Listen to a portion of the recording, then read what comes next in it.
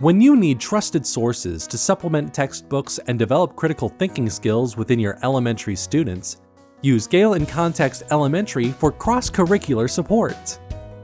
Quickly find materials for classes by browsing for topics or material types, entering simple terms, or using advanced search. You can look for sources of a specific document type,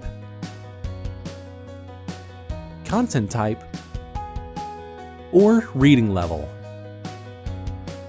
Content levels can be used to search for materials generally appropriate for lower or upper elementary, those reading at a middle school level, and up. You can customize your search with multiple terms and a variety of search fields. Simply click to view a result. You can expand source information. Some items provide alternate levels to support a variety of learners.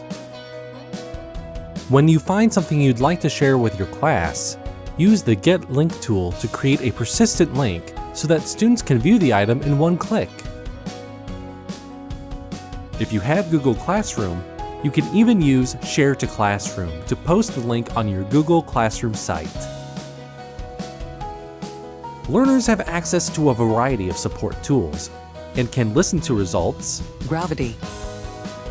Gravity gives weight to objects like sports balls. As well as color code key words and concepts with highlights and notes. Ask students to keep a copy to show you their work.